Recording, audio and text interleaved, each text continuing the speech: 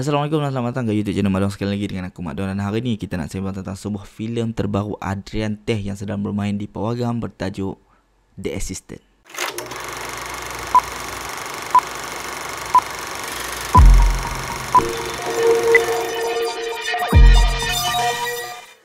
Terima kasih kepada subscriber lama. Selamat datang kepada subscriber baru. Kalau hampa suka dengan konten-konten yang aku hasilkan, boleh tekan button subscribe dan juga button notification so that hampa tak terlepas dengan konten-konten yang aku hasilkan.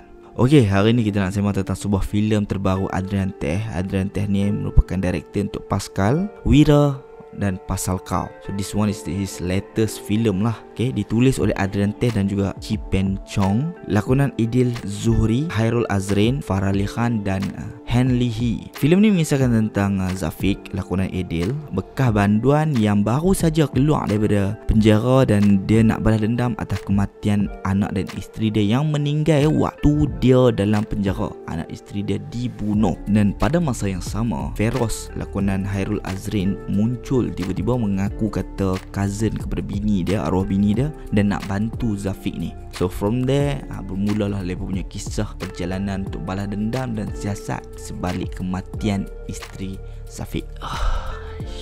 Aku tonton filem ni back to back kan. Mula-mula aku tonton 3 Janda Melawan Dunia. Lepas tu habis tu aku keluar wayang, aku terus masuk next hall untuk aku tonton The Assistant pula. Aku actually waktu aku tonton trailer tu, aku dah boleh expect tau dia punya karakter Zafiq dan Feroz ni. Tapi kita buat tak tahu je lah.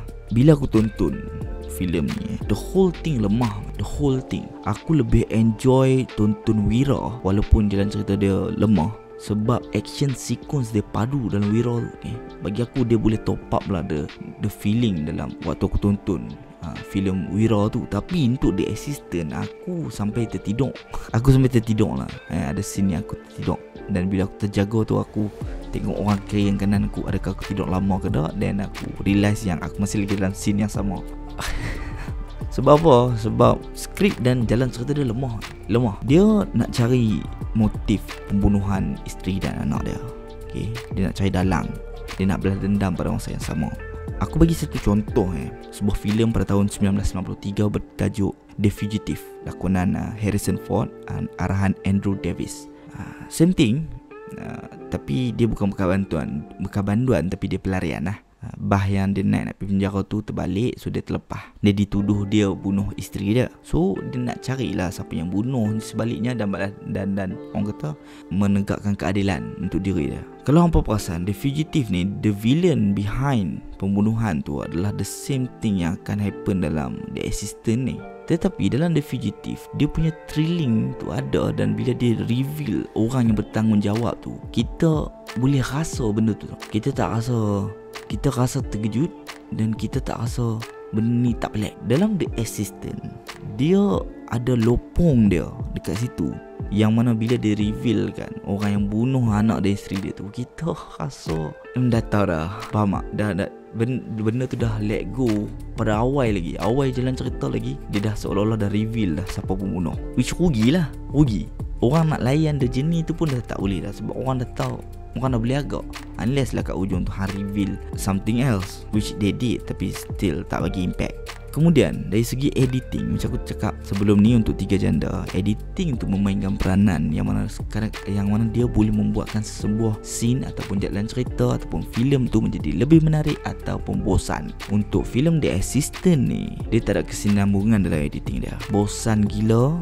Dia seolah-olah satu scene tu, benda yang sama pernah terjadi dekat Daulat iaitu satu scene tu dia edit, lepas tu scene kedua dia edit, scene ketiga dia edit, scene keempat dia edit, dan dia letak sebelah macam tu saja. Dia tak ada kesinambungan daripada satu scene ke satu scene dari segi music ke sound effect ke ataupun transition, nothing. Dia terus skip macam tu, macam orang malas nak buat editing. And ada satu scene tu, dia punya background music tiba-tiba hilang tengah-tengah duk sedap sembang kan. Dia tak jauh pun dia punya pengubahan location tu. Contohnya daripada toilet ke bilik tidur ataupun dapur ke ruang tamu je, tapi dia dah hilang background music macam tu saja. Kalau hang reducekan background music tu, kita faham, tapi ni hilang tu ya. Padahal hang dalam radius yang sama lagi. Jadi part tu rookie mistake lah bagi aku.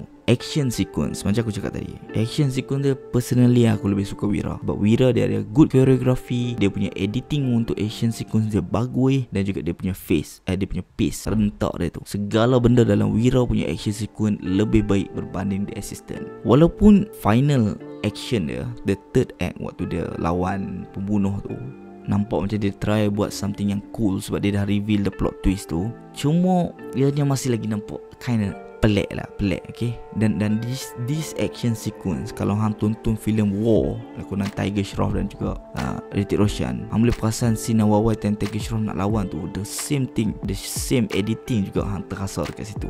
Cuma dalam The Assistant ni dia ada letak background music lah. Dalam War tu tak ada background music, jadi buat benda tu jadi macam awkward gila tonton. The most important thing dalam filem ni adalah, spoiler alert Firoz dan Zafi adalah the same person which kita semua dah discuss dah benda ni dalam reaction trailer, and we all anticipate benda ni. Cuma time dia reveal tu, dia tak plot twist pun mat. Sebab build up dia pada awal tu semua lemah gila. Kalau orang perasan dalam Fight Club, dia punya awal tu dia build up dengan cantik, sampai kat plot twist tu kita betul-betul jadi macam apa yang watak Edward Norton cakap. Please return your seat backs to their full, upright and locked position. Kita terus terasa macam tu time dia reveal plot twist tu. Tapi dalam The Assistant ni tak ada. Kita tak rasa apa. Nanti kita rasa best. Sebab dia punya build up pada awal tu lemah. Kemudian hang punya split personality dalam filem ni mengarut gila. Kalau hang perasan dalam Fight Club ke, dalam filem Onion ke, dalam filem Primal Fear ke, dia cakap pasal dia punya split personality tu tak jauh beza dengan apa dia punya real reality tu. Dia adalah someone yang nak benda tu, dia punya split personality tu, orang karakter yang dia bina tu, someone yang boleh protect dia supaya benda tu tak jadi kat orang lain. Faham? A tragedy yang befalls him menyebabkan dia lahirkan dia punya personality yang lagi satu, dan personality tu nak protect daripada tragedi yang sama berlaku. Dan dalam ni dia macam overdo tau. Sampai hang buat karakter Firoz tu nak tengok sikit perempuan lah, apalah macam. Padahal Zafiq rasa diri dia tu lemah, tak boleh nak lindung anak bini dia. Sebab tu karakter tu muncul dalam penjara for start. Faham tak? Tapi dia dah lari sikit dah kat situ. Dia cuba outdo karakter Firoz ni. Rugilah kat situ, rugi. And then the ending tiba-tiba Mai Hanis Zalika, aku tak faham tu. Dia sakit macam Moon Knight punya karakter ke apa kan. Aku tak tahu lah. Tapi selalunya orang buat macam tu kat ujung-ujung tu. Apa yang aku belajar, yang aku tahu lah ni, filmmakers kebanyakannya akan buat benda macam tu kat ujung untuk set up for a potential sequel selalunya. Tapi dalam ni kita still tak perhati, tiba-tiba nak ada Hanis Zalika lah kat ujung tu. Pasti nak kena ada a different personality secara tiba-tiba. Mungkin kalau hang nak set up for potential sequel pun, mungkin hang boleh set up yang walaupun Firoz tu nampak macam dia dah hilang, tapi dia mai balik. Macam filem Onion, the ending dia tu katanya konon dia dah heal, dia dah selamat sebab dia dah go to therapy apa semua. Tapi tiba-tiba karakter tu still ada kat ujung tu. Tu set up for potential sequel lah tu.